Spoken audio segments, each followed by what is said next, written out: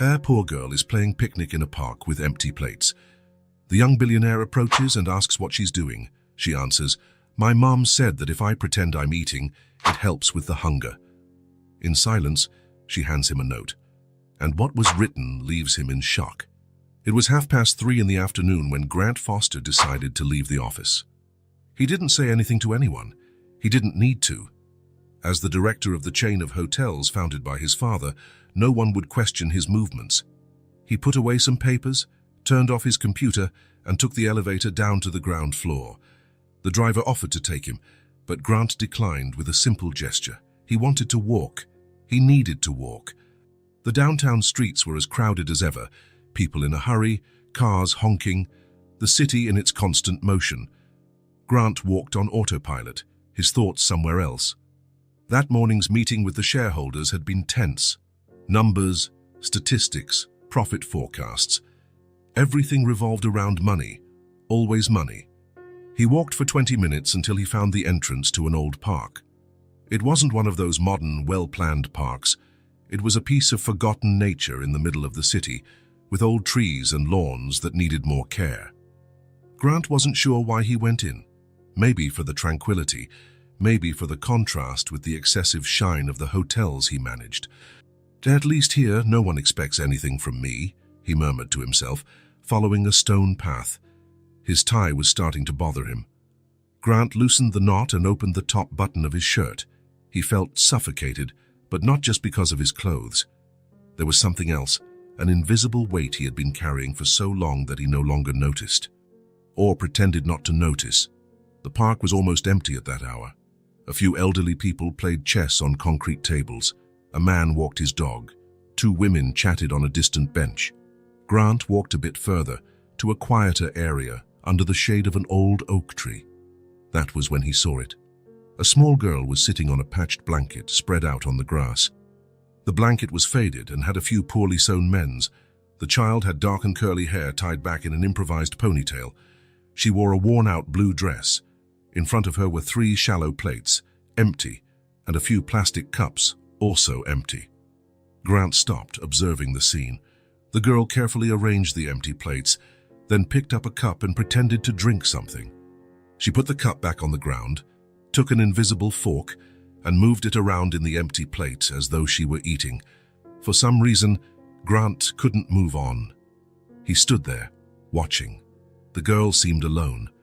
He looked around and saw no adult nearby, just the child, her patched blanket and the empty plates. Then the girl looked up and saw him. For a moment, their eyes met. Grant felt something strange at that moment, a kind of recognition that made no sense. "Hi," he said, almost without realizing. The girl didn't reply. She just lowered her head and continued her game with the empty plates. Grant didn't know what to do. Continuing on his way seemed like the sensible option. After all, what did a child playing in a park have to do with him? But there was something about that scene that bothered him. The empty plates, the patched blanket, the girl's loneliness. He took 2 hesitant steps toward her. "Excuse me? Are you here by yourself?" The girl lifted her eyes again. They were large and dark, with an intensity that didn't match her age. "My mom went to look for work," she finally said in a low, steady voice. "Oh, I see." Grant nodded, still unsure what to do. "And what are you doing?" The question came out naturally, almost as though he were talking to a friend's daughter. But Grant had no children, nor many friends with children. His life revolved around meetings, business, and the occasional social event that always ended in talk about work. The girl looked at the empty plates, then back at Grant. "I'm having a picnic. My mom said that if I pretend I'm eating, it helps the hunger go away." There was something in the simplicity of that answer that touched Grant in a way he hadn't expected. A picnic, with empty plates. "That sounds fun," he commented, trying to sound casual. "Can I ask what you're eating?" The girl shook her head negatively. "I'm not really eating," she said, as if explaining something obvious. "I'm just pretending." Grant felt a tightness in his chest. Something was wrong with this scene. A child alone in a park, pretending to eat from empty plates. "What's your name?" he asked, stepping a bit closer. The girl hesitated before answering. "Callie." "Callie?" That's a pretty name. Grant smiled slightly. I'm Grant. He wasn't sure why he was introducing himself to a stranger's child in a park. He wasn't the type to chat with strangers, let alone with children. But something about this girl, about the situation, kept him from simply walking away. Callie watched him with keen eyes, as if evaluating whether she could trust him. Then, to Grant's surprise, she opened the small, worn backpack at her side and pulled out a folded piece of paper. My mum says pretending helps, Callie said, extending the paper toward him. But I think this is better. Grant frowned, confused. He took the folded paper and slowly opened it. It was a note written in a childish hand, but perfectly legible. Please help me. I'm tired of pretending to eat. I'm really hungry. The impact of those words was physical. Grant felt as though he had been punched in the stomach. He reread the note, trying to process what he was seeing. He looked up at the girl. Callie was staring at him with a mixture of hope and shame. That was when Grant noticed the details, the slightly hollow cheeks of the girl, the thinness of her arms. Her clothes were clean but worn, and something in her eyes, a kind of weariness no child should ever know. Callie, he began, trying to keep his voice steady, have you not eaten today? The girl shrugged. We had a piece of bread for breakfast. My mum said she'd bring something when she got back. But she's taking a while. Grant looked around. The park was still practically empty. There was no sign of any adult looking for a child. Can you wait here for just a minute? He asked, folding the note and putting it in his suit pocket. Just 1 minute, I promise. Callie nodded seriously. Grant walked quickly toward the park entrance, where he had seen a few food stands. His heart pounded, and his hands trembled slightly. He had never felt like this. It wasn't just pity or compassion. It was an urgency he didn't recognize, an almost primal impulse to do something immediately. He reached the first stand and ordered 2 full sandwiches, a large portion of fries, 3 apples, 2 bottles of water, and 1 of juice. The vendor looked curiously at the man in a suit ordering so much food but said nothing. Grant paid, grabbed the bags, and hurried back into the park. For a moment he feared that the girl had disappeared, that she had been just an illusion caused by fatigue or stress. But Callie was there, still sitting on the same patched blanket, carefully arranging the empty plates as though it were the most important thing in the world. I'm back, Grant said, approaching. I brought some things for us to eat. Callie's eyes widened when he began taking the food out of the bags. She stayed still, as if she couldn't believe what she was seeing. Is this all for me? She finally asked, her voice almost a whisper. Grant felt a lump in his throat. For both of us, he corrected gently. And there's more for you to take to your mom. Is that okay? Callie nodded, still looking shocked. Grant placed one of the sandwiches on a plate and offered it to her, along with the juice bottle. You can eat slowly. There's no need to rush. The girl took the sandwich with both hands. Her small hands trembled slightly. She took a cautious bite, then a bigger one. Grant noticed she was trying to keep herself from devouring the food all at once. Is it good?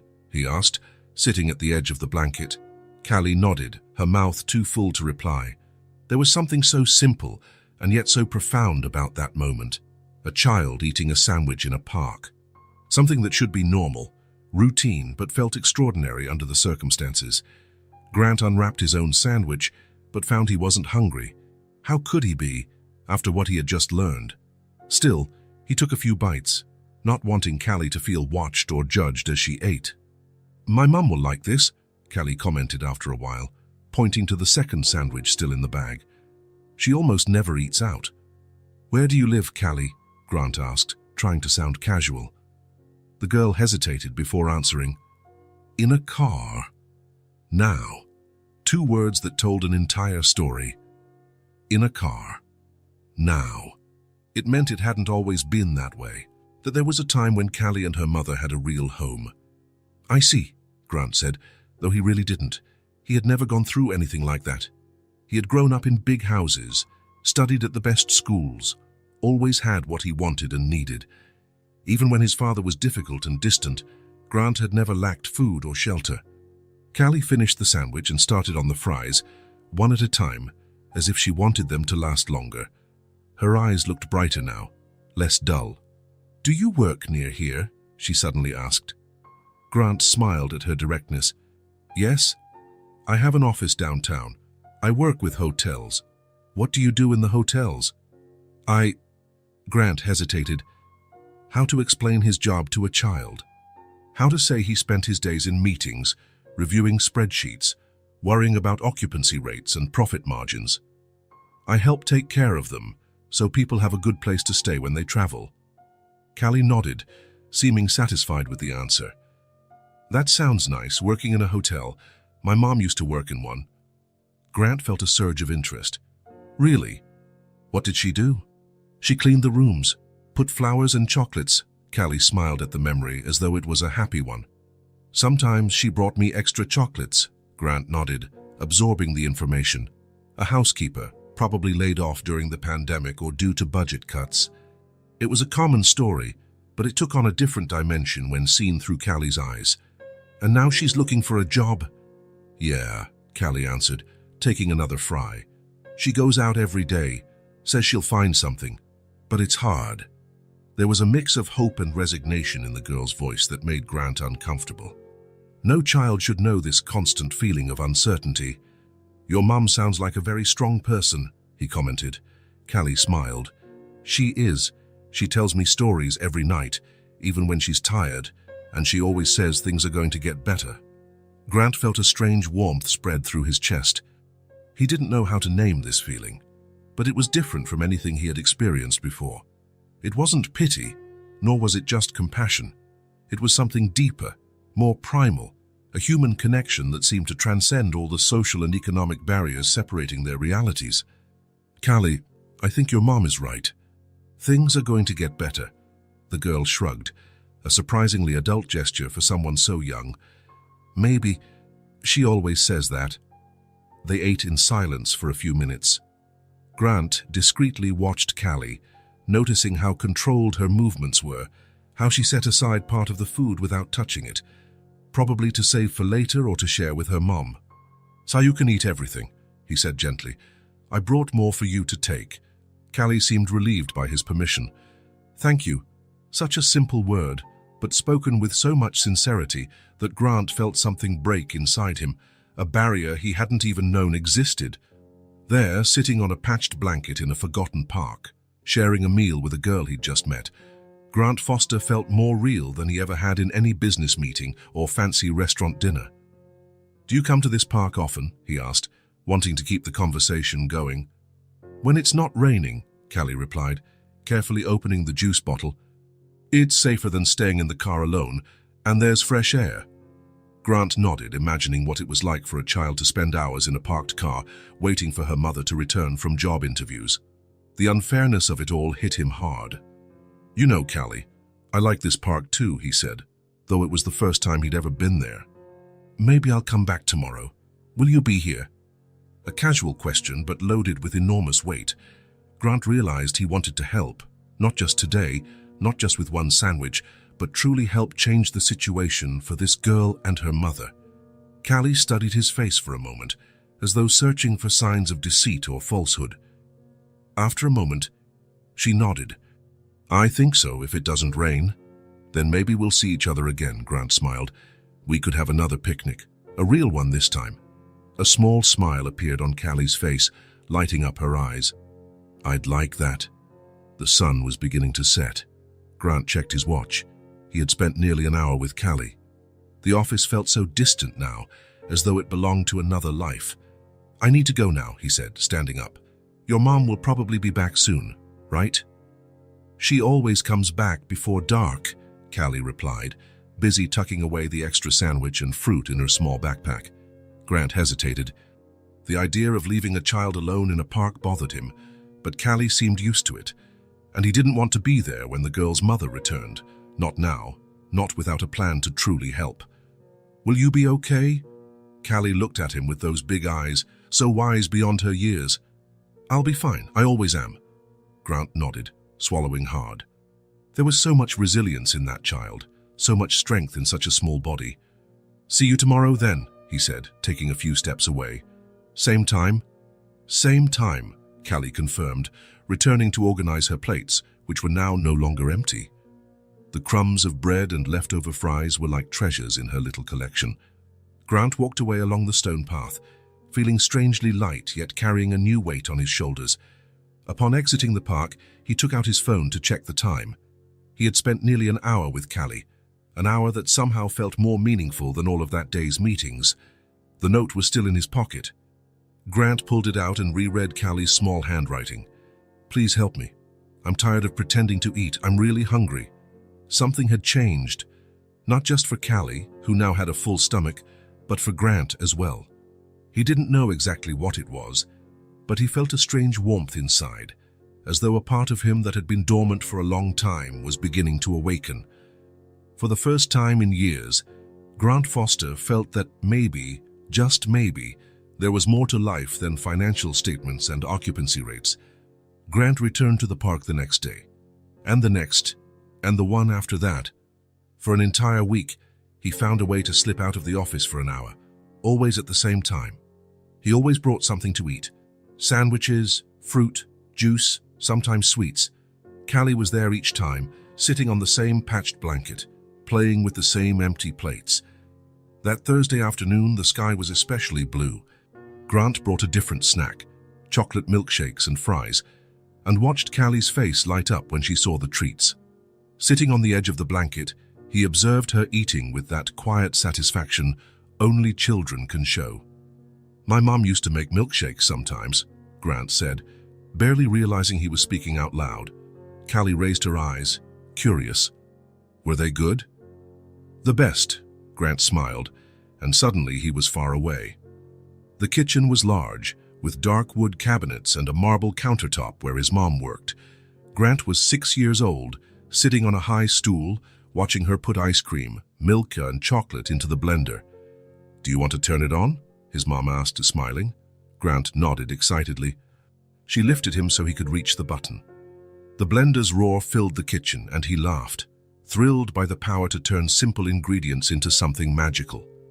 Later, they sat at the kitchen table, not the formal dining table his father insisted they use for meals, drinking milkshakes in tall glasses with colorful straws. "Our little secret," his mother whispered with a conspiratorial smile. "Daddy doesn't like sweets before dinner." Grant returned to the present when he felt a light touch on his arm. Callie was looking at him seriously. "Doesn't your mom make milkshakes anymore?" The simple question pierced Grant like an arrow. "No," he replied, trying to keep his voice steady. "She died when I was little," Callie nodded, with an understanding beyond her years. "That's sad, but at least you have good memories of her." A child without a home, offering comfort to a grown man who had everything. The irony was not lost on Grant. "Yes, I have some good memories. Too few," he thought. "Far too few." "What about your dad?" Callie asked, slurping the last of her milkshake noisily. Grant hesitated. How to explain Richard Foster to a child? "He was busy, worked a lot, like my mom does now." "Not exactly. My dad, he didn't need to work so hard. He chose to." The memory came without warning. Grant was 9 years old. It was his birthday. His mother had been gone 3 years. The house was silent, as it always was after she died. The housekeeper had made a cake, but his father wasn't home to sing happy birthday. He arrived late, as always. "Happy birthday, Grant," his father said, entering the bedroom where Grant was already in bed. "Sorry I'm late. We're expanding the hotel and the meetings just wouldn't end."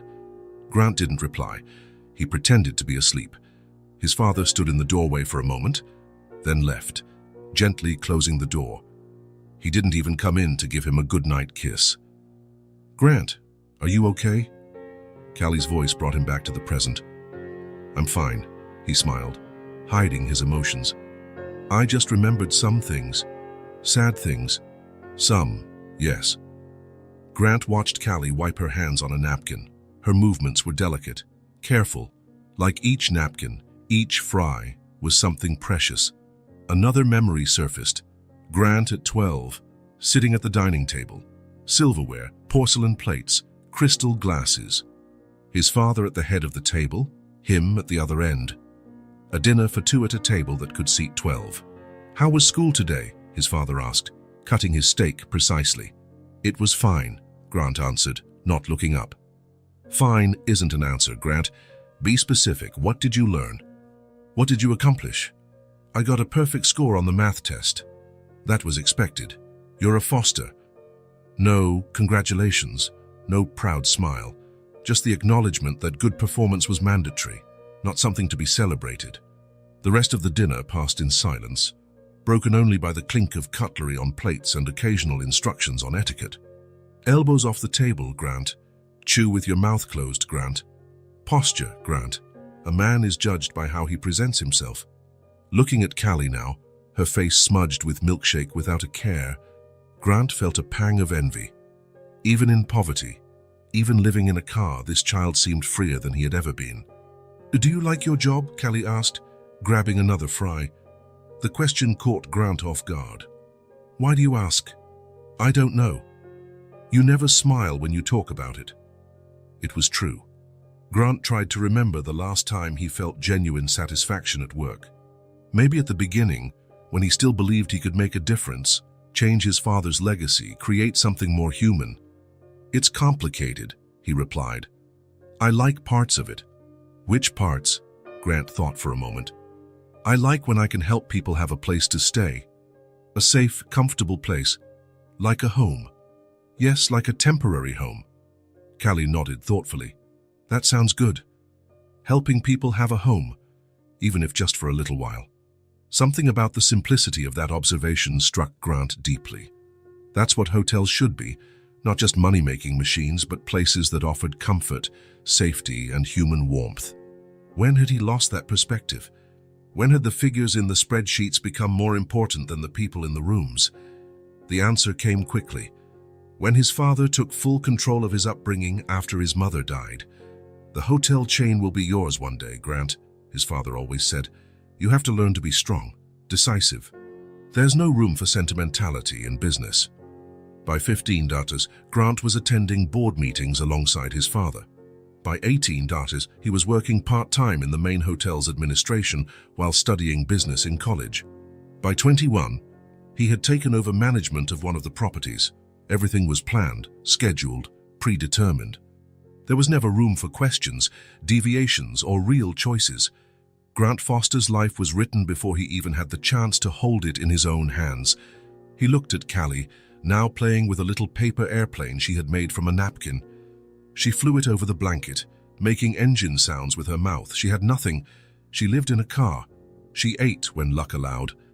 And yet, there was a freedom about her, a capacity to find joy in the smallest things that Grant deeply envied. What are you thinking about? Callie asked, noticing his gaze. How you manage to smile even when things are so hard? The girl shrugged again, that oddly adult gesture. My mom says we can always choose how we feel inside, even when we can't choose what happens on the outside.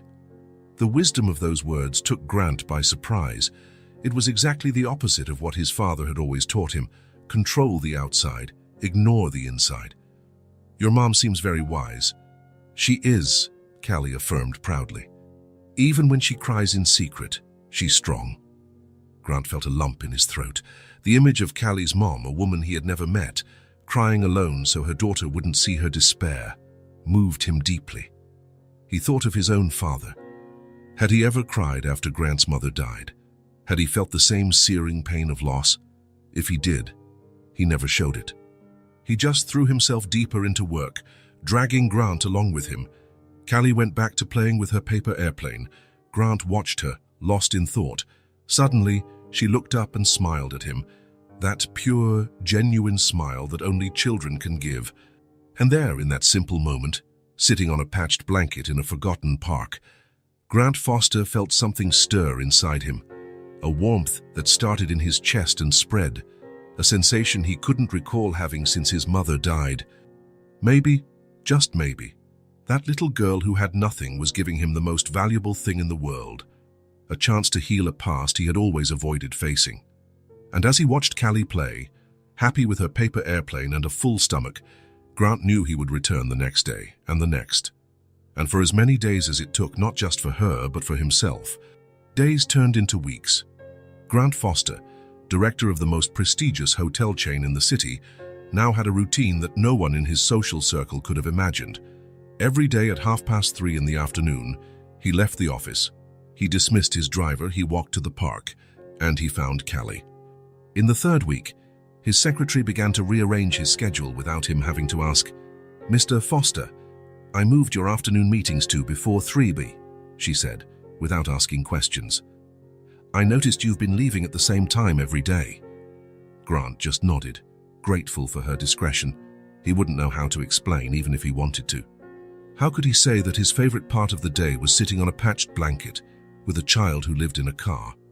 That Thursday afternoon, Grant brought something different. Besides the usual snacks, sandwiches, fruits and juice, he carried a small paper bag. "I brought something for you," he said after Callie finished eating. The girl looked at him curiously. Grant pulled a children's book with a colorful cover out of the bag. "You like stories, right? I thought you might like this." Callie's eyes widened. She took the book carefully, as if it were precious and fragile. "Is it mine? Can I keep it?" "Of course you can," Grant smiled. "Do you like to read?" Callie nodded, running her fingers over the shiny cover. "My mom taught me. At the school I used to go to, the teacher said I read better than the others." Grant noticed the "used to" in her sentence, another piece of the puzzle that was Callie's life. "You're not going to school now?" The girl shook her head. "Mom says we'll wait until we have a permanent address again, but she teaches me things. We have some books in the car." Grant felt a tightness in his chest. A smart child like Callie, out of school, another injustice to add to the list. "And where is this car?" he asked, trying to sound casual. Callie looked at him for a moment, deciding whether to trust him with this information. "Behind the Sunrise gas station near the highway, there's a vacant lot there. The owner lets us stay, as long as we don't bother anybody. Sometimes he even lets Mom use the station's restroom." The simplicity with which she described the situation made it even more poignant. For Callie, that was normal now. "Seems like the owner of that station is a good person," Grant commented. "He's nice. He gives Mom coffee in the morning. And he gave me a piece of candy last week." Small acts of kindness that became huge through Callie's eyes. Grant thought of the expensive gifts he received from business associates, the presidential suite he occupied when traveling, the car and driver waiting for him every day. None of that seemed as valuable as a free cup of coffee or a piece of candy in Callie's perspective. "Would you like to read a bit of the book now?" he suggested. Callie opened the book reverently. She began reading out loud, carefully.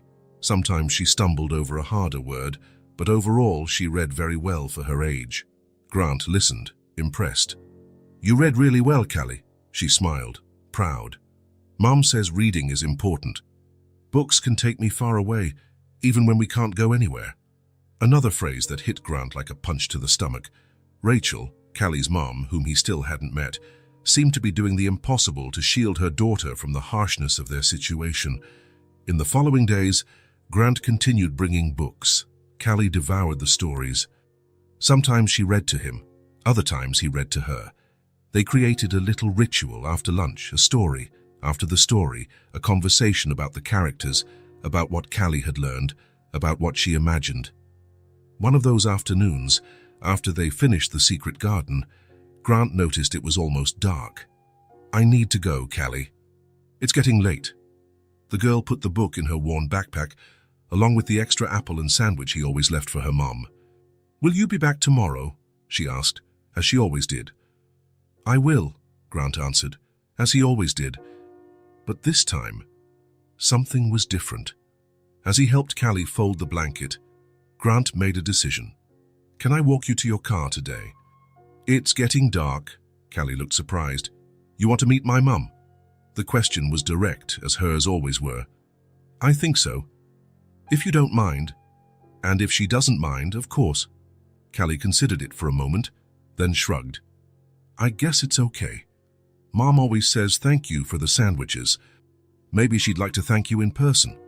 They started walking out of the park. Grant noticed how confidently Callie moved, as though she knew the route well. How many times had this little girl walked it alone? The thought disturbed him. "How's your mum doing?" he asked as they walked. "Tired," Callie answered simply. "She walks a lot every day looking for work. Sometimes she comes back late. Sometimes she comes back crying. Grant nodded, unsure of what to say again, struck by Callie's honesty. It must be tough for both of you. It is. But Mom says we've been through hard things before. We'll get through this too. She sounds very strong. She is, Callie said, with obvious pride. She only gets sad when she thinks I'm not watching. They walked for about 20 minutes. They left the downtown area, passed through some residential blocks, then a more industrial section. Grant realized they were heading to a part of the city he rarely visited. Finally, they reached a larger avenue leading to the highway. The Sunrise gas station stood on the corner, its neon sign partially broken. Callie led him behind the station. There was a small vacant lot with tall grass and a few trees. Near the fence separating the lot from the highway was an old blue sedan, paint faded by time. It's right there, Callie pointed. That's our car. Grant felt a lump in his throat. Seeing the car made everything more real. It wasn't just a sad story Callie told, it was her life. As they approached, Grant saw a woman sitting on the car's hood, writing in a notebook. She looked up when she heard footsteps. Relief crossed her face upon seeing Callie, then confusion when she noticed Grant. She was a beautiful woman despite the obvious fatigue. She had the same dark curly hair as Callie, pinned in a makeshift bun. She wore simple jeans and a white blouse, both clean but visibly worn. Her eyes, the same dark tone as her daughter's, carried a mix of strength and exhaustion. "Mom!" Callie ran to her. "I brought Grant with me. He's the one who always gives me sandwiches." Rachel slid off the hood, closing her notebook. Her posture was tense, on alert. Grant couldn't blame her. A stranger was approaching the only place they had to call home, however precarious. "Hi," Grant said, stopping at a respectful distance. "I'm Grant Foster. I've known Callie for a few weeks now at the park. I hope you don't mind my coming here." Rachel studied his face for a moment. Grant could see the gears turning in her mind, assessing any potential threat, considering her limited options. "Rachel Moore," she finally said, extending her hand. "Callie's been talking about you a lot. Thank you for the lunches and the books." Grant shook her hand. Her palm was rough, calloused, hands that worked hard. "The pleasure is mine. Callie is wonderful company." A small smile appeared on Rachel's face. She is indeed. Very talkative when she feels comfortable. "Mum, Grant brought another book today," Callie interjected, pulling The Secret Garden out of her backpack, "and it's just mine. He said I don't have to give it back." Rachel looked at the book, then at Grant. There was an unspoken question in her eyes. "It's just a book," Grant said, seeing her concern. "No strings attached." "That's very kind of you," Rachel replied, still with some caution in her tone. "But I don't want us to feel like—" "Please," Grant interrupted gently. "It's just a book I had. Callie likes to read. It seemed like a perfect match." Rachel nodded, relaxing a bit. "Callie, why don't you go read in the car while I talk with Grant?" The girl seemed disappointed to miss the conversation, but complied. She took the book and got into the car. Grant noticed the back seat, organized with pillows and blankets, forming a kind of makeshift bed. "You've turned that into a home for her," he commented, not realizing he was speaking aloud. Rachel glanced at the car and sighed. "I do what I can with what we have." They stood in silence for a moment, a silence not exactly uncomfortable, but heavy with unasked questions. "Callie told me you used to work in a hotel," Grant said, trying to start a conversation. Rachel nodded, her face showing resignation. "Yes, for 6 years, I was a senior housekeeper at the Grand Palace." Grant felt his heart speed up. The Grand Palace was one of the Foster chain hotels, one of the oldest and most prestigious. "What happened?" he asked, though he feared the answer. "I was laid off during the pandemic staff cuts," Rachel explained, no bitterness in her voice, just stating a fact. "Along with half the housekeeping team, I understand it was necessary. The hotel was almost empty back then." Grant knew exactly what she was talking about. He remembered the meetings, the spreadsheets, the difficult decisions. Back then, it had seemed like just numbers. X% reduction in payroll, Y number of employees let go. Now those numbers had a face, Rachel's, and by extension, Callie's. "I'm sorry," he said, and he truly was. Rachel shrugged, in a gesture that reminded Grant of Callie. That's life. I tried to find another job in the industry, but every hotel was in the same situation. Later, when things improved, they had already hired younger people without kids, more flexible. So you're looking for work now? Every day, she nodded. Anything, really. I can't afford to be picky, but without a fixed address or a reliable phone number, it's tough. And I can't take night shifts because of Callie. Grant thought about the basic requirements his own hotels demanded for hiring: address, phone, references, barriers that seemed simple but became insurmountable for someone like Rachel. How did you... He hesitated, not sure how to phrase the question without sounding invasive. End up living in the car, Rachel finished for him, with a humorless smile. It's the classic story. Lost my job, used my savings to pay rent for a few months. When that ran out, we had to leave. We sold almost everything, kept only what was essential. At least we had the cars, which was already paid off. Lots of people don't even have that. The simplicity with which she narrated her personal tragedy left Grant speechless. There was no self-pity in her voice, only resignation and surprising strength. Do you have any family who could help? Rachel shook her head. My parents died years ago. I have a brother in another state, but he has his own problems. She paused. I don't want to sound ungrateful. Many people have helped us. Mr. Garcia, who owns the gas station, is an angel. He lets us use the bathroom, sometimes gives us food. And now you, with the sandwiches for Callie. It's nothing, Grant said, feeling almost ashamed of how small his gesture was compared to their real needs. Rachel studied him for a moment. Why are you doing this, Grant? Why would a well-dressed, obviously successful man spend his afternoons with a child in a park? The question was direct, blunt. Grant appreciated her honesty. I met Callie by chance, he said. I was passing by the park, saw her alone playing with empty plates. She handed me a note, telling me she was hungry. Rachel closed her eyes for a moment, clearly upset. She wrote a note asking for food. Her voice trembled slightly. Yes, Grant said, deciding to be honest. She said she was tired of pretending to eat, that she was really hungry. Rachel turned her face away, but not before Grant saw the pain in her eyes. I thought she was okay, that our little picnic game worked. I always managed to bring something for dinner, but lunches... Grant realized she was fighting back tears, maintaining composure out of pride or habit, or perhaps out of fear of seeming weak in front of a stranger. Callie is an incredible child, he said, wanting to comfort her somehow. Strong, smart, creative. You're doing a great job with her, given the circumstances. Rachel looked back at him with a sad smile. Thanks for saying that. Sometimes I wonder if I'm ruining her life. From what I can see, you're saving her life. Every day. A moment of silence followed.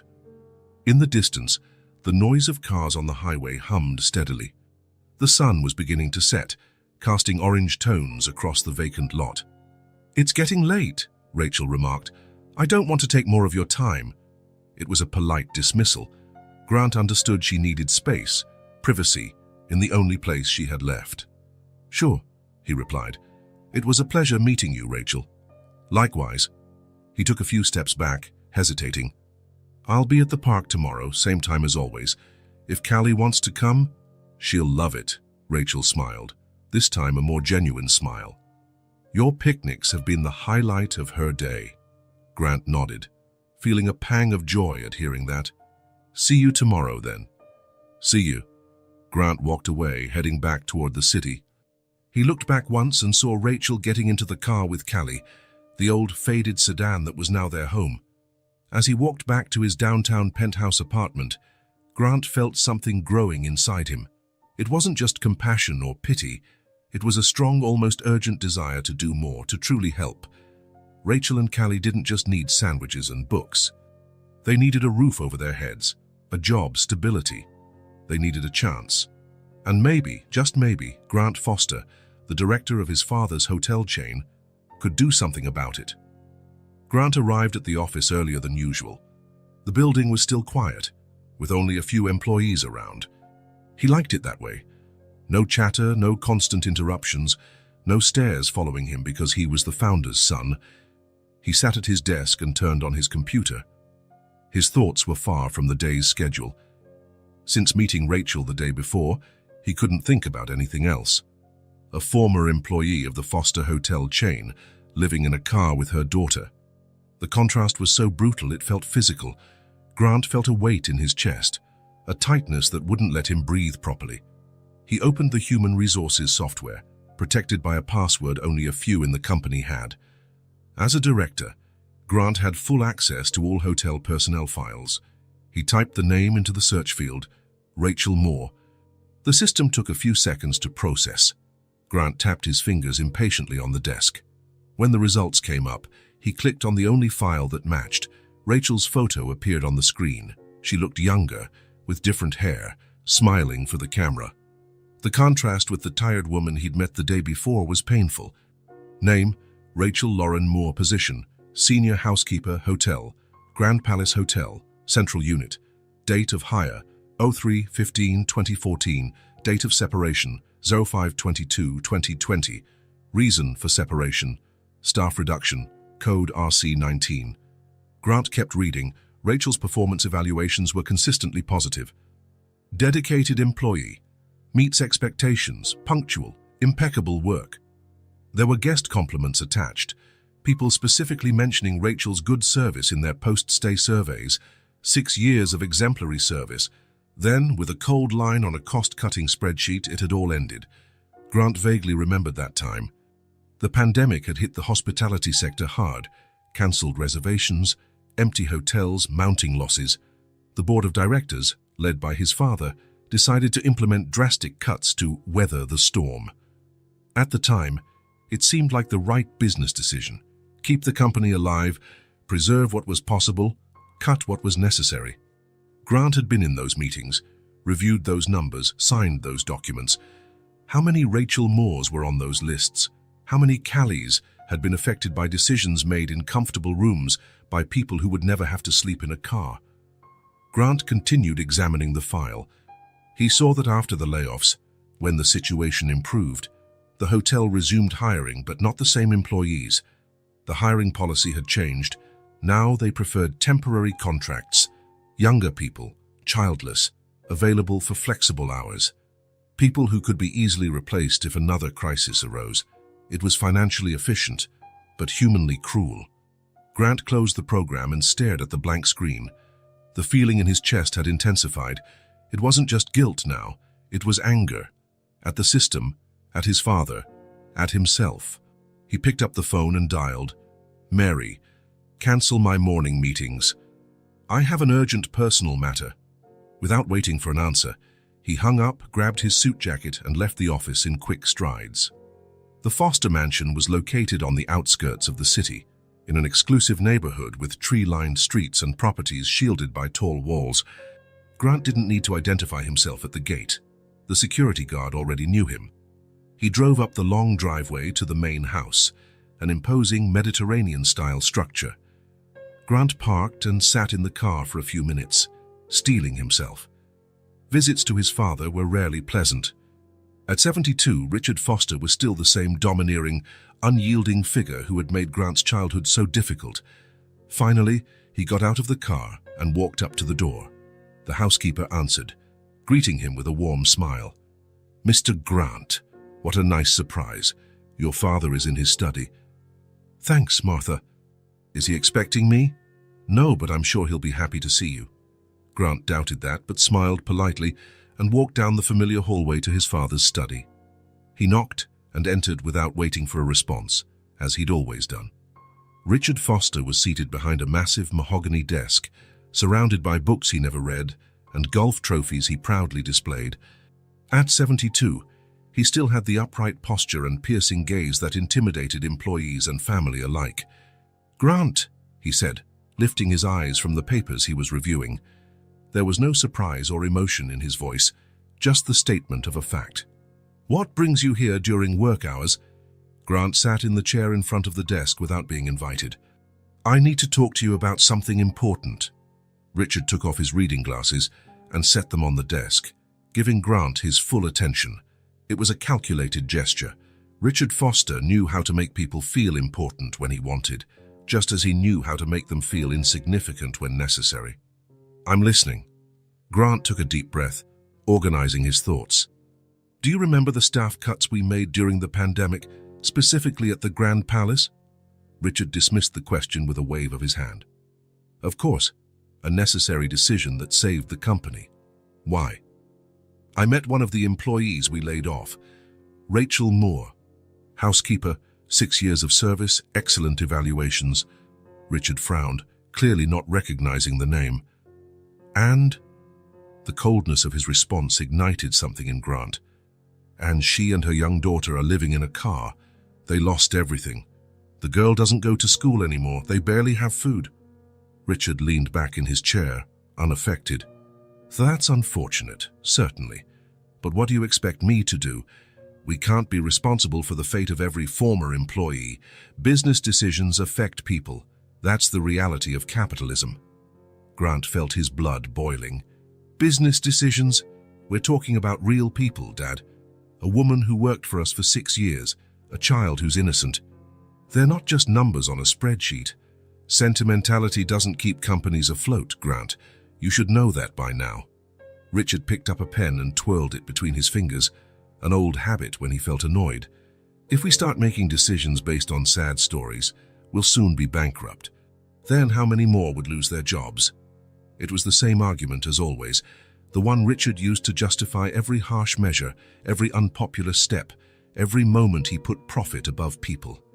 "There's a middle ground between bankruptcy and cruelty," Grant replied, keeping his voice controlled. "We could have set up a rehire program when things got better. We could have offered temporary aid, anything to show we cared about the people who built our company." Richard let out an impatient sigh. "Your soft-heartedness has always been a problem, Grant, just like your mother. She also thought we could save the world, one hug at a time." The mention of his mother hit Grant like a physical blow. Richard rarely spoke of her, and when he did, it was always to belittle her naivety or excessive sensitivity. "My mother had humanity," Grant said through gritted teeth. "Something you seem to have lost along the way, if you ever had it." Richard's eyes hardened. "Watch your tone, Grant. I'm your father, not one of your subordinates. And I'm your son, not one of your employees. But you've always had trouble telling the difference, haven't you?" The silence that followed was heavy, loaded with decades of unspoken resentments. "If you came here to insult me," Richard began. "I came here to understand," Grant interrupted. "To understand how the son of poor immigrants, who built an empire from nothing, can be so indifferent to other people's suffering. How someone who knew poverty can be so cold to those going through the same thing now." Richard slammed his hand on the desk, a rare show of loss of control. "Precisely because I knew poverty. I know what it takes to escape it. Strength, determination, sacrifice, not charity, not handouts. These people need to stand on their own feet, as I did." "You didn't stand on your own feet," Grant countered calmly. "You had help from Mr. Harris, who gave you your first job when no one else would hire immigrants. From Mrs. Peterson, who took care of you when you were sick and had no health insurance. From Mr. Goldstein, who lent you money to open your first hotel when no bank would approve your credit." Richard looked surprised to hear those names from the past. "How do you know about them?" "Mom told me. All the stories you never shared, about how people helped you along the way, about how you promised you'd pay it forward when you could." Richard looked away, visibly uncomfortable. "Those were different times. Times have changed. People haven't. We still need each other. Rachel Moore needs a hand right now, just like you needed one back then." Richard stayed silent for a long moment. When he spoke again, his voice was quieter, less confrontational. "What exactly do you want, Grant?" "I want to rehire her. Not as a favor, but because she's an excellent employee who knows our system. I want to create an assistance program for employees in hardship. I want the Foster chain to be known not just for its profits, but for how it treats people." Richard looked at his son with a mixture of irritation and something that could be interpreted as reluctant respect. "Still the idealist. Just like your mother. Maybe the world needs more idealists and fewer pragmatists right now," Grant replied, not backing down. Richard put his glasses back on, a clear sign the conversation was winding down. Do what you want with your employee, Grant. You're the director now, you have the autonomy. As for the rest, put a proposal together, with numbers, a detailed financial impact, and present it to the board like any other business idea. That's not exactly what I was hoping for. It's the only answer you'll get, Richard said, returning his attention to the papers on his desk. Feelings don't pay bills, Grant. They never have, and they never will. Grant stood up, recognizing the dismissal. Before leaving, he paused at the door and looked at his father. You know the difference between you and me, Dad. You built hotels to escape poverty. I want our hotels to help others escape it. Richard raised his eyes, and for an instant so brief Grant almost missed it. There was something different in his gaze. Not approval, certainly, but maybe a spark of understanding. Good luck with that, he said simply, and turned back to his work. Grant walked out of the mansion with determined steps. The visit hadn't been particularly productive, but it wasn't a complete disaster either. His father hadn't explicitly supported his ideas, but he hadn't vetoed them either. By Richard Foster's standards, that was almost a victory.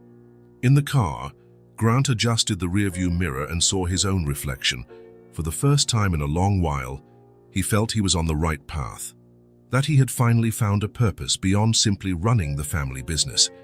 He picked up his phone and called his secretary. Mary, I need you to schedule a meeting with the HR department for this afternoon and pull the full file for Rachel Moore, please. We're going to rehire her. He hung up and looked at the mansion in the rearview mirror as he drove away.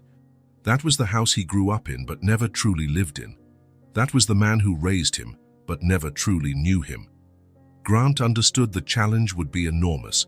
Changing a company culture was almost as hard as changing the character of a man like his father, but for the first time in years, he felt he had a real reason to try.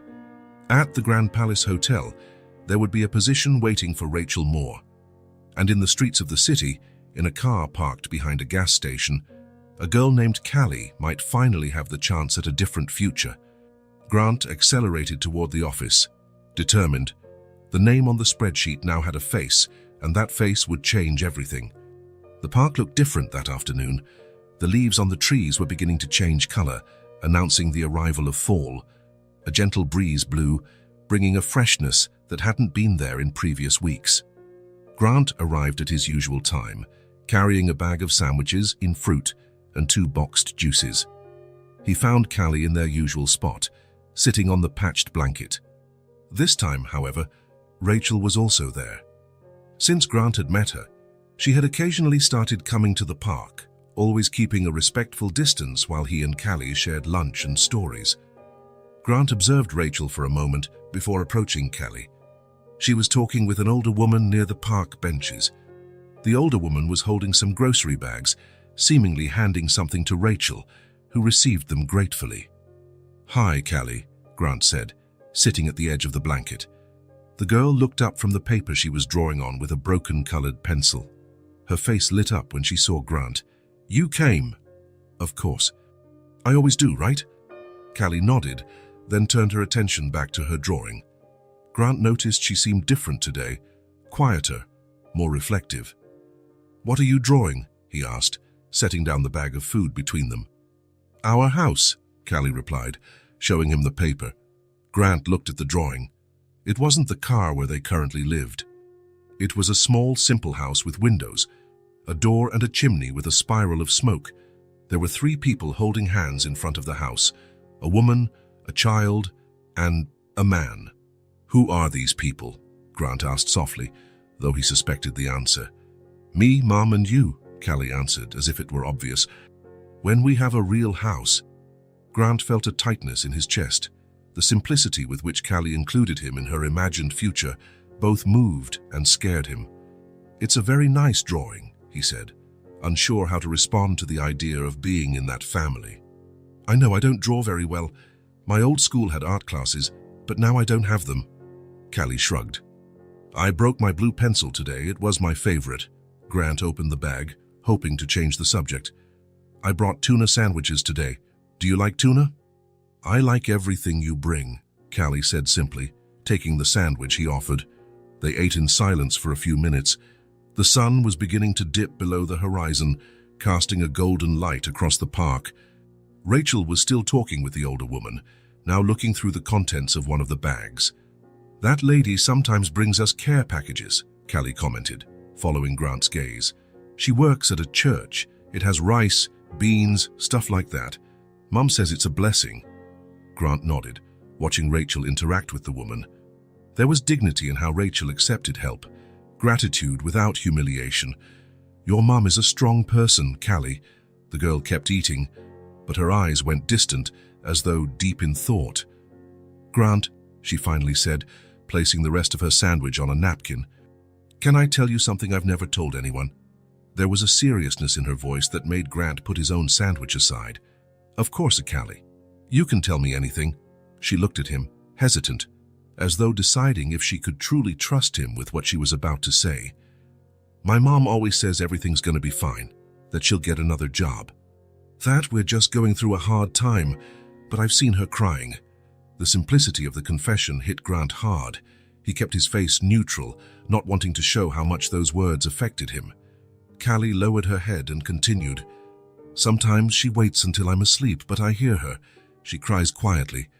I pretend to be asleep so she won't get even sadder." Callie gulped. "I'm afraid no one else will hire her, that we'll stay like this forever."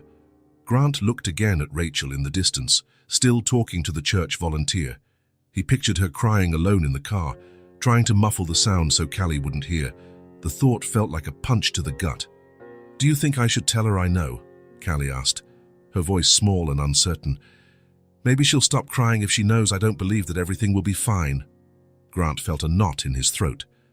The girl's gaze, both strong and fragile, cut through him like a fine blade. How could such a young child carry such a heavy burden? How could she be so aware of her mother's pain and so concerned about protecting her? "Callie," Grant began, choosing his words carefully, "I think your mum cries not because she doesn't believe things will get better, but because it's hard while they haven't. Sometimes adults need to cry too. Even the strong ones like my mom. Especially the strong ones. They carry more weight." Callie nodded as if that made sense. "So I should keep pretending I don't know." "That's something only you can decide, Callie. But maybe your mom needs that moment for herself, to be just Rachel, not just Callie's strong mom." The girl remained silent, absorbing his words. Grant wanted to hug her, protect her, assure her everything would truly be okay. But he knew Callie deserved more than empty promises. "Callie, your mom is an amazing woman. And so are you. I know you won't stay like this forever. There are people who care, and I'm one of them." She smiled halfway, her eyes misty. "Will you really help her for real?" The question was simple, direct, with no subtext. Exactly the kind of question only a child would ask, expecting an equally direct answer. "I promise," he said firmly, "and I won't leave you two alone." It was more than a promise to calm a child. It was a commitment Grant made to himself. Something had shifted in him since meeting Callie and Rachel. He could no longer be just the hotel director, worried about profits and occupancy. He had to be the man Callie saw, someone who could make a difference, who truly cared. Callie nodded, looking relieved. She picked up her sandwich again, taking bigger bites now, as if a weight had been lifted from her small shoulders. "I drew you really tall," she commented, pointing at the drawing. "Because you are." Grant smiled, grateful for the lighter topic. "And you drew me smiling. Because you smile more now. At first you almost never smiled." It was true. Grant hadn't realized how much his own demeanor had changed since he started coming to the park, as though Callie's presence had melted something inside him. Rachel was now walking back over, waving goodbye to the church volunteer. She carried a bag that seemed to contain basic groceries. "Don't tell her what I said, okay?" Callie whispered quickly. "I won't," Grant promised. "It'll stay between us." They remained silent, side by side, watching the sun sink behind the trees. For Callie, this simple moment meant everything, and for Grant, it was the beginning of something that would change his life forever. Rachel approached, smiling at them both. "I hope I'm not interrupting the picnic." "Not at all," Grant replied, standing to help her with the bag. "We were just enjoying the sunset." Callie stored her drawing in her worn backpack, though not before Grant noticed she had added a detail: a small sun shining over the house and the three figures holding hands. A light rain was falling that Wednesday afternoon. Rachel sat in the driver's seat of the old blue sedan, reading a used book Grant had brought her the day before. Callie was asleep in the back seat, curled under a thin blanket, breathing softly.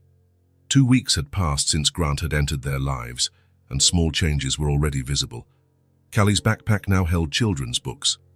Her small box of non-perishable food sat in the trunk. The car's gas tank was always full. Grant insisted on helping with fuel, and after much resistance, Rachel had accepted. It wasn't just material support. It was human warmth, consistent presence, someone who cared. Rachel still couldn't fully grasp why a successful man like Grant Foster spent so much time on them, but she had stopped questioning. In her current life, she couldn't afford to turn away kindness. As she turned a page of the book, her phone rang, the sound strangely loud in the cramped car. It was an old model car with a battery that barely lasted half a day. She kept it off most of the time, saving power for emergencies. Very few people had that number. She looked at the screen. An unknown number, probably another rejection for a job, she thought. In recent days, she had handed out resumes everywhere possible. Restaurants, shops, laundromats, anywhere that might hire someone without a fixed address. She hesitated before answering. She hated another polite no, but she couldn't afford to miss any possibility, however slim. "Hello?" she answered quietly, so as not to wake Callie. "Ms. Rachel Moore?" a female voice asked on the other end. "Yes, that's me." "Mrs. Moore, this is reception at the hotel where you used to work. The manager asked me to inform you that we're reopening some positions. Your name was at the top of the list. We'd like to know if you're interested in returning." Rachel froze. For a moment, she thought she had heard wrong. The Grand Palace Hotel, one of the city's most elegant, where she had worked for 6 years before being laid off during the pandemic. They were offering her job back. "Miss Moore, are you still on the line?" Rachel realized she had been silent too long. Yes, of course I'm interested.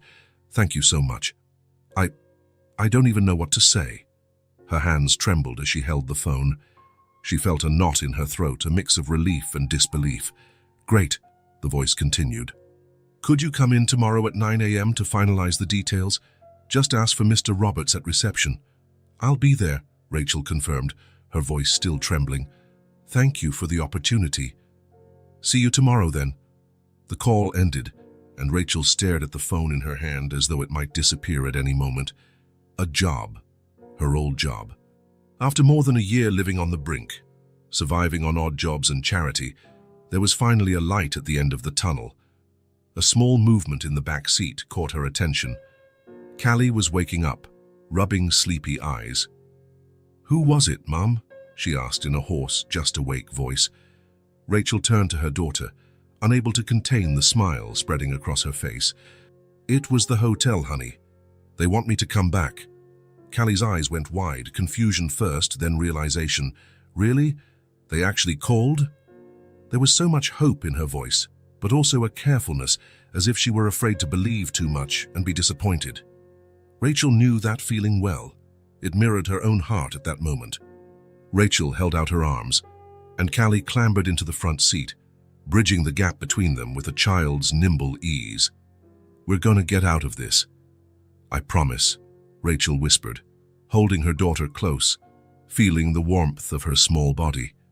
They stayed like that for a long moment, hugging in the quiet car, with the soft rain drumming on the roof.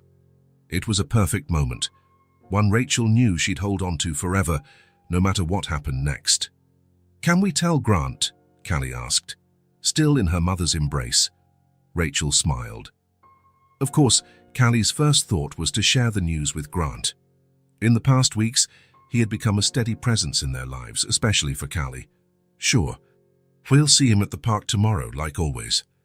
"He'll be so happy," Callie said with the confidence of a child who felt she knew someone well. "He will," Rachel agreed. Lying in the back seat that night, Callie breathing softly beside her, Rachel couldn't sleep. Her mind buzzed with possibilities. A steady paycheck, maybe a small apartment soon, Callie going back to school. Simple things most people took for granted, but that for them had become distant dreams. Something didn't quite add up, though. Why would the hotel call her back now after so long? Why would her name be at the top of the list, especially given how the hospitality industry usually worked? They generally preferred new hires, younger, more flexible, no dependents. The most obvious answer made her heart race. Grant. He worked with hotels. He'd mentioned it several times. Could he have some connection with the Grand Palace? Might he have used his influence to get her the job? Rachel pushed the thought away. She didn't want to believe all his kindness was just a setup for this kind of hidden charity. She preferred to believe the hotel valued her for the work she'd done for 6 years. The next morning, Rachel got up early, putting on the best clothes she still owned, a pair of black slacks and a simple white blouse, both clean and well ironed, thanks to a borrowed iron from the church volunteer. She put her hair in a neat bun and applied a little lipstick, the only makeup item she hadn't sold. She left Callie at the park, where the girl would read her books until Grant arrived, as they'd done for several weeks. "Behave, okay?" she said, kissing the top of her daughter's head. "I'll be back as soon as the interview's done." "You'll do great, Mom," Callie assured her with a confidence that warmed Rachel's heart. Hours later, when Rachel returned to the park, she found Grant and Callie sitting on the usual blanket, playing an improvised card game.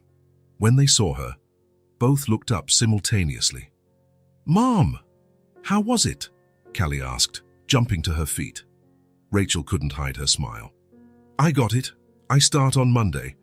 Callie squealed with delight and ran to hug her mother. Grant stood more slowly, a discreet smile on his lips. "That's wonderful, Rachel. Congratulations." There was something in his eyes, a quiet satisfaction Rachel couldn't fully decipher.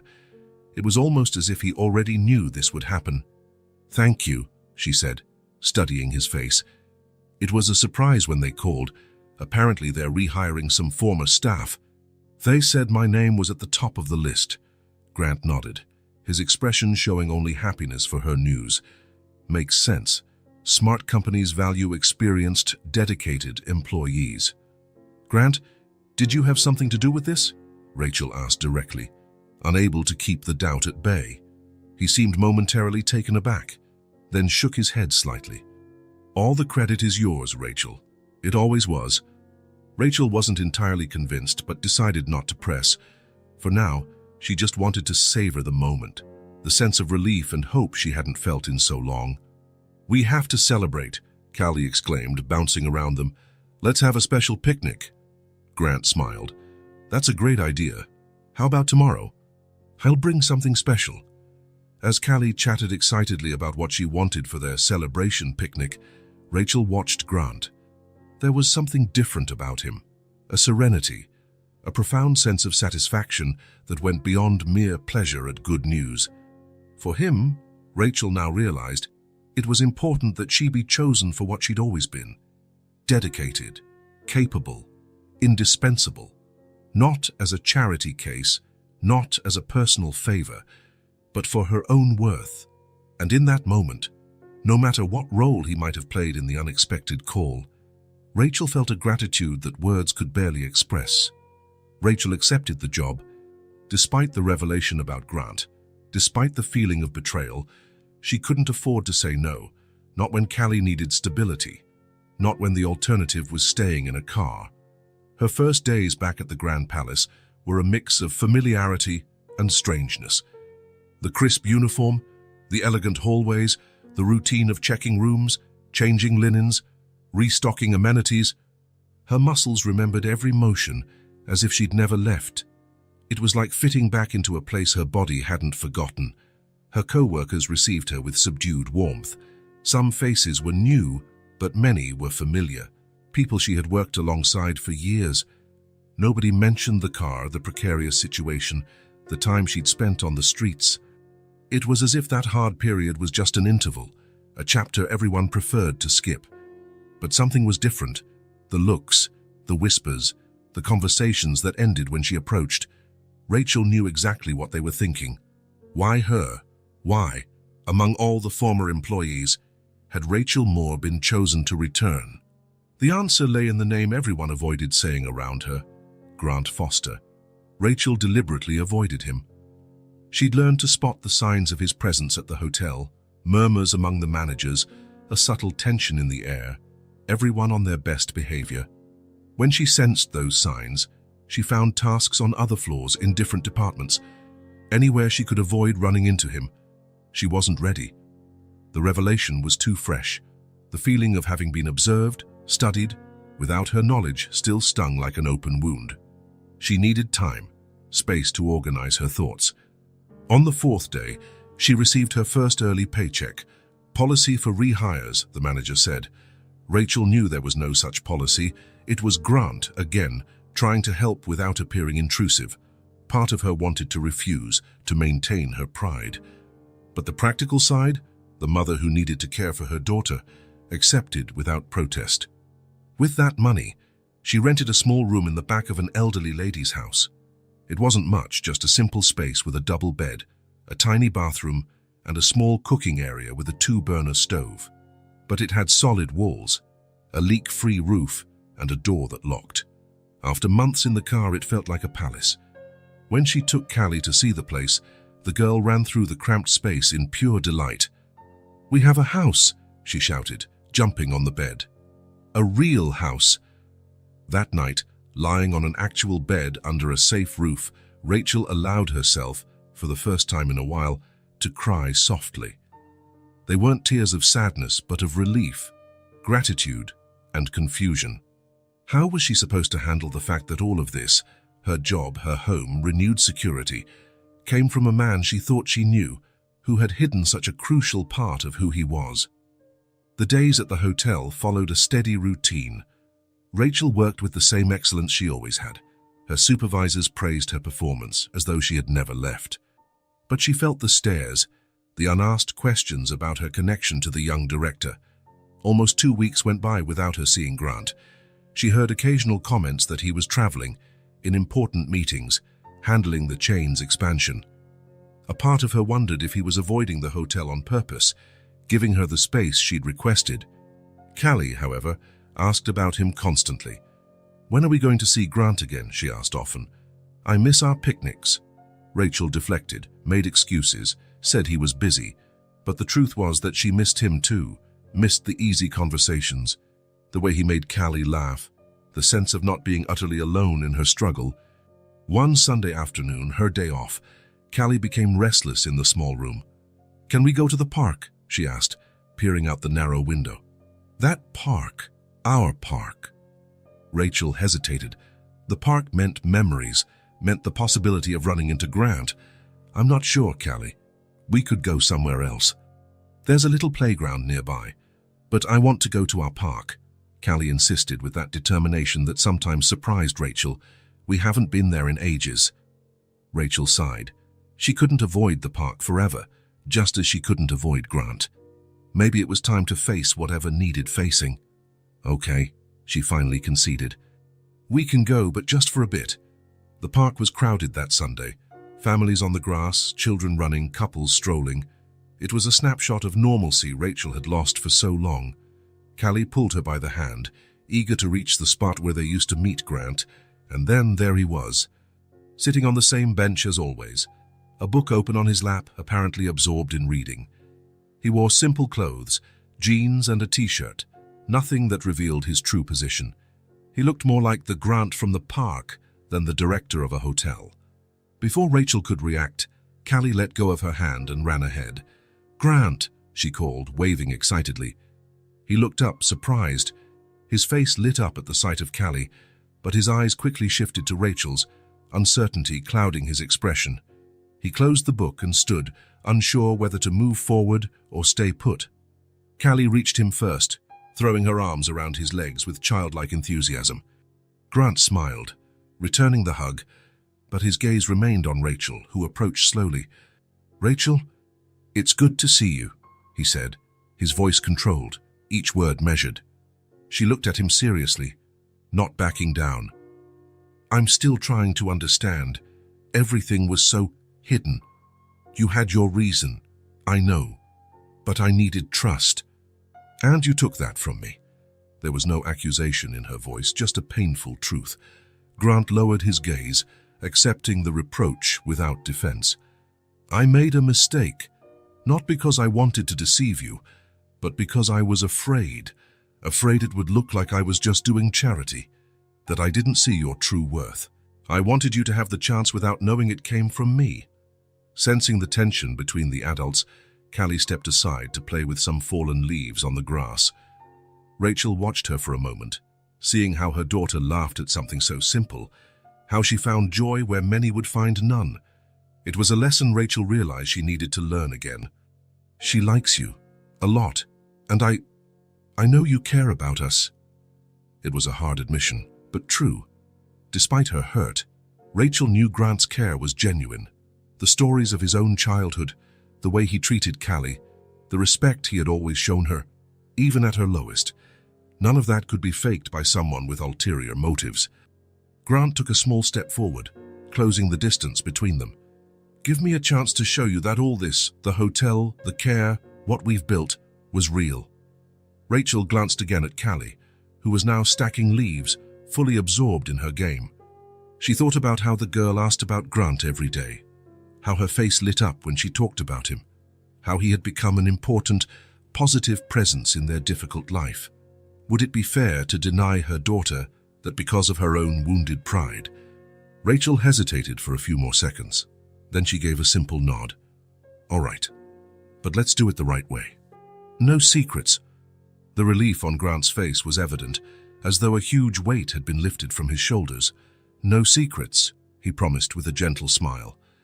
That day, they didn't have an elaborate picnic like the ones before. No meticulously prepared sandwiches or boxed juices. They just sat together on the grass, under the shade of a large tree. Grant pulled out a package of cookies from his pocket, opened it and offered it around. They shared that simple snack in silence, watching the people in the park, the sun lowering on the horizon, life moving around them. To Rachel, that simple moment meant far more than a casual meeting. It was the beginning of something new, built on more honest ground. A restart she hadn't expected but now found possible. As she watched Callie and Grant quietly discussing the shapes of clouds in the sky, Rachel allowed herself, for the first time, to consider that perhaps the truth, as painful as it had initially been, could open the way to something real, something that needed no masks or half-truths, and for now that possibility was enough. The apartment was on the third floor of an old building with no elevator. The stairs were narrow, their steps worn down by decades of use. Rachel climbed slowly, carrying one of their suitcases, while Callie bounded ahead with a light bag, barely able to contain her excitement. Are we almost there? She asked for the third time, stopping at the landing to wait for her mom. Yes, it's on the next floor, Rachel answered with a tired smile. It wasn't a luxury place, not even close. A small apartment with 2 bedrooms, a modest living room, a compact kitchen, and a single bathroom. The rent was affordable precisely because it was an old building in an unpretentious neighborhood. The walls needed fresh paint, some tiles were cracked, and the windows let in a draft on cold days. But as Rachel reached the third floor, set the suitcase down, and took the key from her pocket, she felt something she hadn't in more than a year, the weight and meaning of having a place to call their own. She turned the key in the lock and pushed the door, which opened with a faint creak. Can we go in now? Callie asked, impatient. Yes, Rachel replied softly. This is our new home. The word our carried special significance. After so long without a fixed address, they finally had a place that was theirs, where they could stay without fear of being kicked out or bothered. Callie dashed inside, her small footsteps echoing on the wooden floor of the empty living room. It's huge, she exclaimed, spinning with arms wide open. Rachel smiled, watching her daughter. The apartment was actually quite small, but for someone who had been confined to the back seat of a car, any space seemed immense. She brought in the 2 suitcases that held everything they owned, some clothes, important documents, a few books and toys of Callie's they hadn't sold, family photos kept like treasures. They were lucky with the landlord, an elderly man touched by their story, who left some basic furniture, a table with 4 chairs in the kitchen, a double bed in the larger bedroom, a single bed in the smaller one, a worn but clean couch in the living room, and a simple shelf. The rest Rachel bought gradually with her new salary: bedding, towels, kitchen utensils, hygiene items, and most importantly, groceries for the pantry. Callie was already exploring each room, opening and closing doors, switching lights on and off. "Which one's my room?" she shouted from down the hallway. Rachel approached and pointed to the door on the right. "This one. Let's see if you like it." The room was small, big enough for the single bed, a bedside table, and a built-in closet. The window overlooked an internal courtyard, no grand view, but enough natural light during the day. Callie burst inside like a whirlwind and immediately jumped on the bed, testing the mattress with little bounces. "I have a bed just for me," she exclaimed, eyes shining, "and a whole room." Rachel leaned against the doorframe, watching her daughter's joy. For most children, having their own room was normal, expected. For Callie, after months spent curled up in a car's back seat, it was an unimaginable luxury. "Can I put my things in here now?" she asked, already opening the small closet. "Sure, sweetheart. I'll start organizing the kitchen." She left the smaller suitcase in Callie's room and took the other to the main bedroom. She had no time to explore her own space. The priority was to make a decent dinner, to celebrate their first night in the new place. In the kitchen, Rachel began unpacking the groceries she'd bought earlier.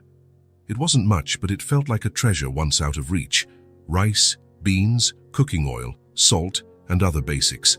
Some fresh vegetables, eggs, and as a small luxury for the special occasion, a whole chicken to roast. She also bought cleaning supplies, a small plant for the kitchen windowsill, and for Callie a box of colored pencils and a sketchbook. There was something profoundly soothing and healing about placing each item in its place.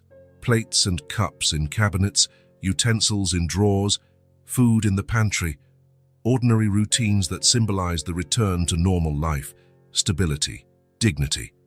As she worked, she heard Callie running through the apartment, exploring every corner, every detail, every new possibility. "Mom, we have a real shower. Look, you can see the street from the living room window. There's a light switch in every room."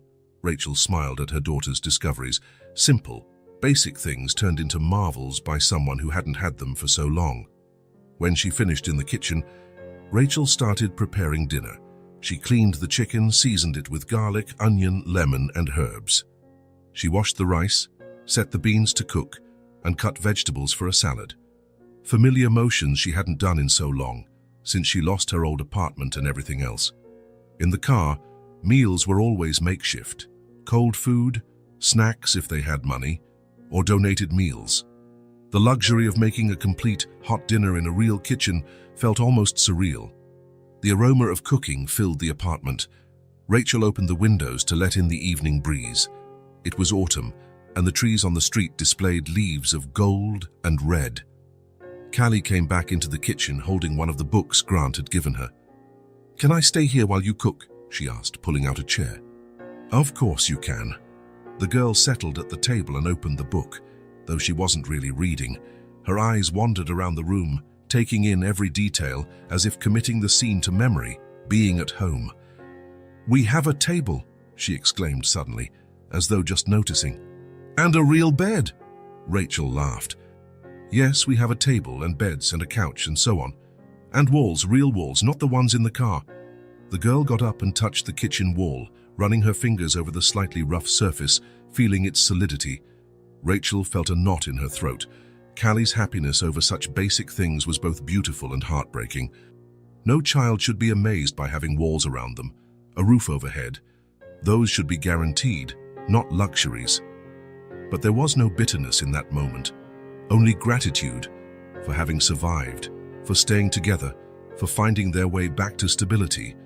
When dinner was ready, Rachel set the table with care. No fine china or embroidered tablecloths, just simple plates, utensils, and glasses, but all clean. She served them generous portions: fluffy white rice, dark, fragrant beans, golden roasted chicken, and fresh salad. "Come, Callie. It's ready." The girl closed her book and sat down, eyes wide at the simple feast. "All this is ours." "Yes, sweetie. All ours. Callie closed her eyes, smiling before taking her first bite. This is the best smell in the world. Rachel watched her daughter eat with appetite and delight, savoring every bite as if it were the finest meal ever made. And, in that moment, it was.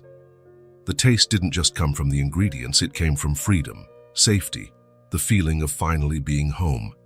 For the first time in a long while, Rachel wasn't worried about tomorrow. She wasn't wondering where their next meal would come from, or if they'd have to move again, or if someone would knock on the car window in the middle of the night. There was food in the kitchen, a door that locked, and rent paid for the first month. And the dreams she had buried, those she feared to even imagine, were now sprouting again. She could think about enrolling Callie in a local school, about buying a vase of flowers for the living room, about inviting Grant over for dinner someday to thank him, now that the sting of his secret was slowly healing. Small plans for a future that, for the first time in a long time, felt possible. Thank you, Mom, for not giving up. Callie's voice was small but carried a depth beyond her years. Rachel's eyes moistened. How could she explain to a child that there had been moments she almost did give up? That there were nights, with Callie sleeping in the back seat, when she'd stared at the dark sky wondering if she could go on. That the pain, fear, and humiliation almost broke her many times. Rachel reached out and gently held her daughter's hand. Thank you, sweetheart, for giving me strength when I almost lost mine. It was true. In the darkest times, Callie had been the reason she kept going. The need to protect her child, to ensure Callie had a chance at life, was what prevented her from surrendering. They continued eating in a comfortable silence, simply savoring the meal, the security, the precious simplicity of that moment. They were celebrating not only the food, but also the safety, the dignity, and the love that had endured everything. Later, after the dishes were washed and put away, after the kitchen was cleaned, Rachel prepared a bath for Callie. Another simple luxury, a warm bath without rushing, in a real bathtub, not in a public gas station bathroom or a restaurant sink. Look at all the bubbles, Callie squealed, plunging her hands into the foamy water. Rachel smiled, watching her daughter splash around as though it were her first bath. In a way, it was the first in a long time, with genuine comfort and safety. After the bath, with Callie dressed in clean pajamas, Rachel led her to her bedroom. The bed was made with new sheets and a soft blanket. It wasn't luxurious, but it was far beyond the car seat. Can I read a bit before sleeping? Callie asked, already climbing under the covers. Just for a little while. It's late. Rachel turned on the small lamp on the nightstand. Another little luxury, having a light on at night without worrying about draining a car battery. She kissed Callie on the forehead and left, leaving the door slightly open. She returned to the kitchen and poured herself a cup of tea, carrying it to the living room. She sat on the couch, simply taking in the silence, the safety, the indescribable feeling of truly being home, a real home. Small, simple, imperfect, but theirs. A place to restart, to heal old wounds, to build new memories. A starting point for a life that, at last, was open to possibilities again. Tomorrow, there would be more to tidy, more to organize. Enrolling Callie in a nearby school, settling into her new work routine at the hotel, the little daily challenges of rebuilding their lives from scratch. But tonight, in this moment, there was only gratitude for the safe roof, the locked door, the food in the pantry, the job that had offered her a second chance, for Callie sleeping soundly in her own bed, and, yes, also for Grant, who, despite his mistakes, had reached out a hand when they needed it most. Rachel closed her eyes and took a deep breath. The smell of home-cooked food still lingered in the air, mixed with the scent of soap and freshly laundered clothes, the smell of normalcy, dignity, hope, the smell of a real home. The sun shone brightly that Sunday in the fall. The trees in the park displayed leaves in golden and reddish hues, and a gentle breeze occasionally shook the branches, sending a light shower of dried leaves onto the green grass. Grant arrived early, carrying 2 large baskets and a backpack. He chose the spot carefully, the same peaceful corner where he'd first found Callie, under the generous shade of an old oak tree. He spread out a red and white checkered blanket on the grass, so different from the patched blanket he'd seen in the beginning.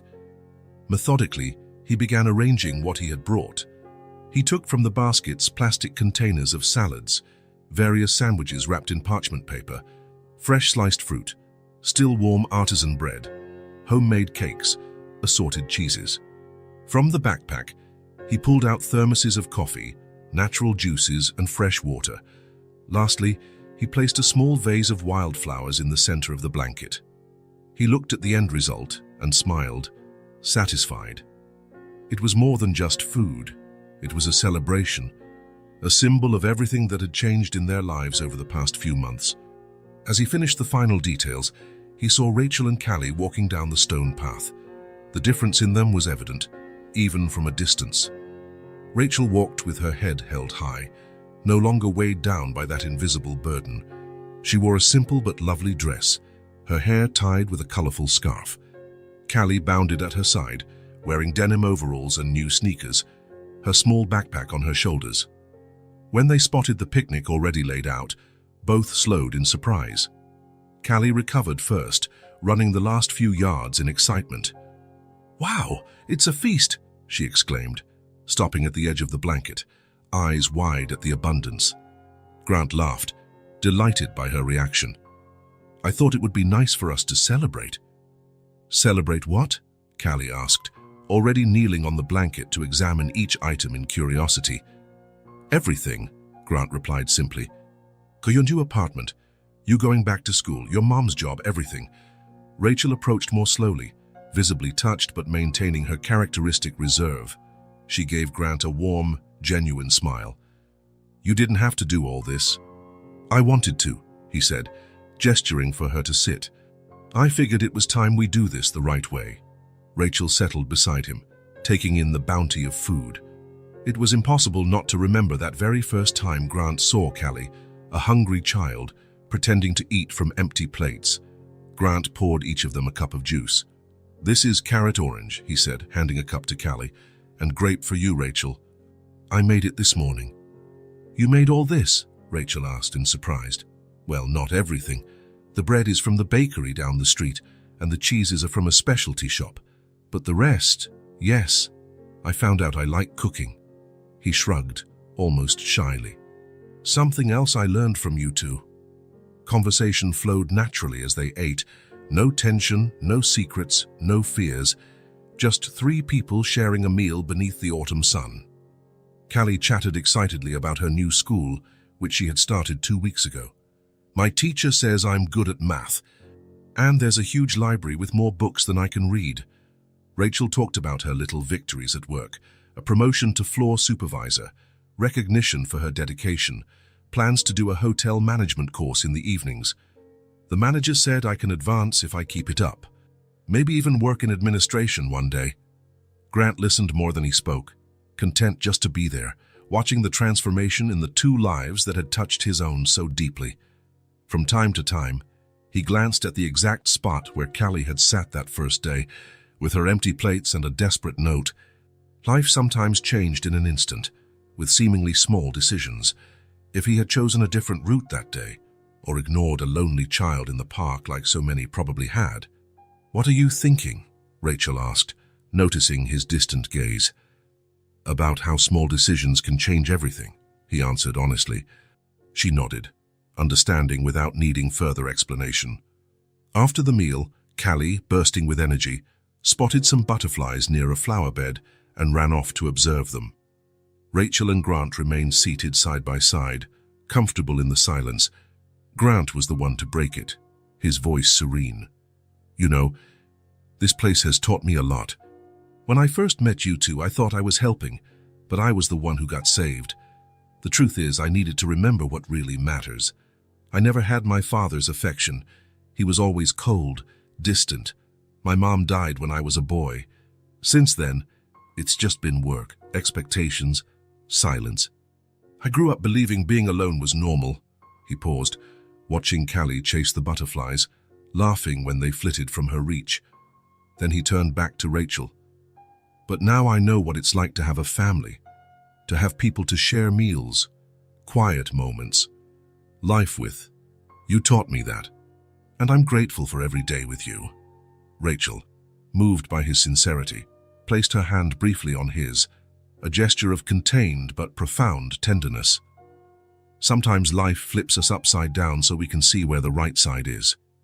Grant smiled, recognizing the simple wisdom of her words. They perfectly summed up the journey of the three of them. A wealthy man with ample resources but poor in connection, a woman and a child, rich in love but robbed of the basics to survive. Their meeting that changed everyone. Callie ran back, cheeks flushed from running, small grass stains on her hands and the knees of her overalls. She threw herself onto the blanket between them, laughing loudly. "There are so many butterflies," she exclaimed, grabbing a piece of chocolate cake. "They're so fast." She bit into the cake with gusto, crumbs gathering at the corners of her mouth, not caring about the dirt on her hands. She was just a child being a child. Free, happy, safe. Grant and Rachel exchanged a glance over Callie's head, a look filled with understanding, gratitude, and something else unspoken but growing stronger every day. In that instant, under the gentle shade of the old tree and on the picnic blanket laden with shared food, something became clear to all three. True riches weren't in the hotels or bank accounts, not in luxury cars or upscale apartments. They were right there in that moment, in the ability to share not only a meal, but also joys, sorrows, and silences. In the strength of the bonds they had formed, not through obligation but by choice. That was the inheritance that truly mattered, the legacy Grant wanted to build, the security Rachel had fought to give Callie, the love that, in unexpected ways, had found its way among them. And at last, this was the real picnic. Not a sad game with empty plates, but a genuine celebration of full bellies, happy hearts, and possible futures. If this story touched your heart, subscribe to the channel and turn on notifications so you don't miss the next ones. Leave a like because it helps this story get recommended to more people. See you in the next story.